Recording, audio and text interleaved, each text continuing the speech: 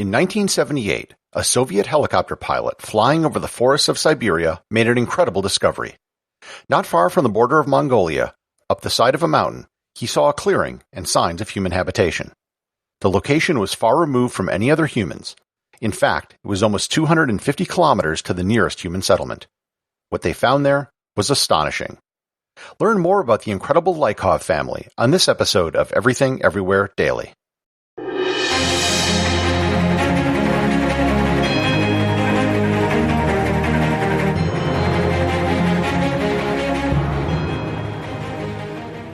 This episode is sponsored by CuriosityStream.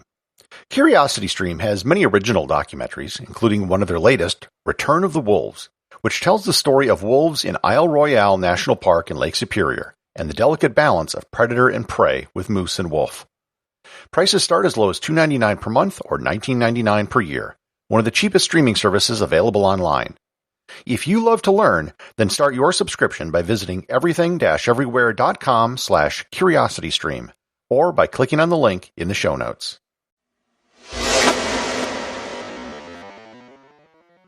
The story of the Lykov family starts with the Russian Revolution in 1917.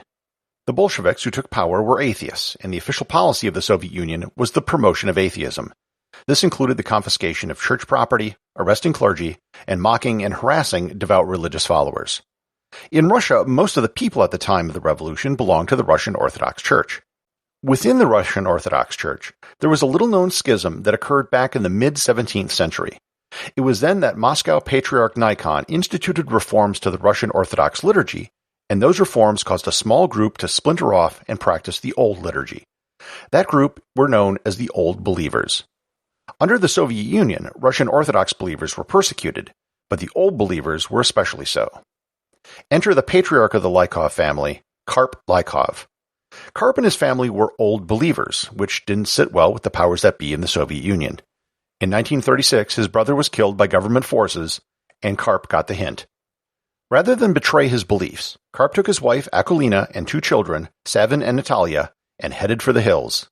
And did they ever head for the hills? The Lykov family went into the wilderness of Siberia and never returned. As far as the Soviet authorities were concerned, they just disappeared. The Lykovs wound up in the southern part of the Siberian taiga, about 100 kilometers from the border of Mongolia. After they fled, they had two more children, Dmitry and Agafia. These children were born and raised in the middle of one of the most remote and uninhabited places on Earth. They never saw another human outside of their family growing up. Life in the taiga was rough. The metal pots they brought with them eventually rusted, and they were forced to cook with birch bark. Knives and other tools also rusted or broke. They didn't even hunt as they had no weapons. When the youngest boy Dmitry grew older, they eventually began to set traps for animals. Dmitry could hunt barefoot in the winter, and he was able to go on hunting trips lasting several days without any shelter and minimal clothing. And speaking of clothing, they eventually exhausted the clothes they brought with them. However, they did bring a crude spinning wheel with them and managed to create a crude loom out in the wilderness. They created shoes out of birch bark, and they created cloth from hemp which they grew from seeds.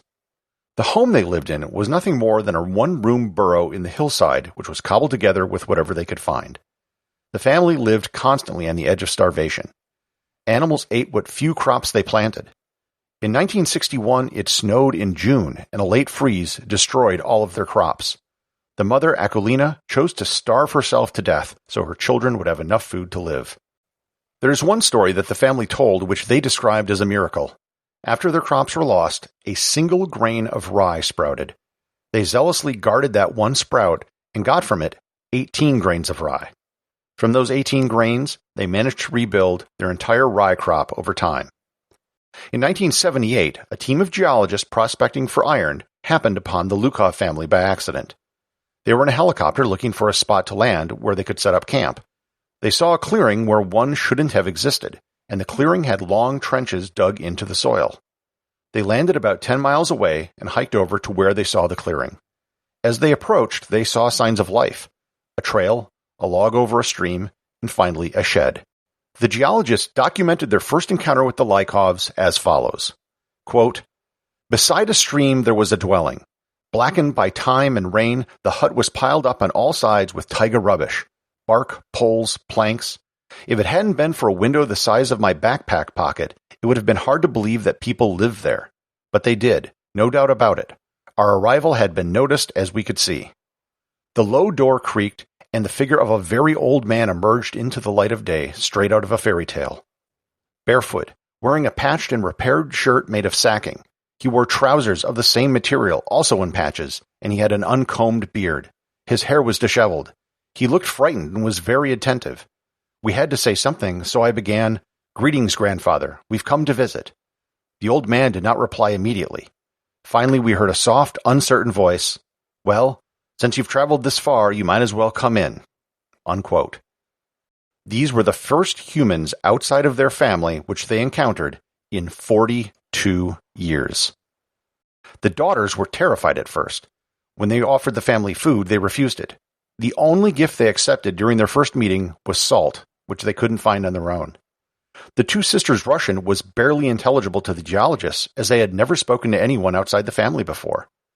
Over several more visits, the geologists got to know the family. The family had been completely unaware of anything which had happened over the last 42 years. They were told that Stalin was dead and that the purges had ended. And they were totally unaware of World War II. The father Karp had figured out that satellites existed because he began to see moving lights in the sky in the late 1950s, and he realized that something must have had invented which caused it. The children, as it turned out, were literate, although the only book they had was a Bible and a prayer book. Over time, they did accept gifts as they got to know the geologists better. They willingly accepted knives, grain, and even a flashlight. In 1981, within 3 years of their first encounter with the outside world, 3 of the 4 children died in quick succession. In 1998, the father Karp died as well. The last remaining member of the family, Agafia, chose to remain at the family home in the woods. She is currently 76 years old and is still there today. One of the geologists actually moved to the valley where they lived and built a cabin about 100 meters away from Agafia, but he passed away several years ago. In 2016, for the only time in her life, she was evacuated to a city for medical treatment for a problem with her leg, and she didn't understand why there were so many cars, as they made it hard to breathe. A few years ago, a team from Vice.com set out to visit Agafia, a surprisingly complicated trip. She only requested that they bring 2 things with them, a chicken and a goat. They obliged. Executive producer of Everything Everywhere Daily is James Makala. I want to give a special shout out to the listeners in the Philippines and Ukraine. These are the 2 latest countries where the podcast has appeared on the charts of Apple Podcasts. Please share this show with your friends if you enjoy it, and also remember to leave a review over on Apple Podcasts, as it goes a long way in helping get the show discovered.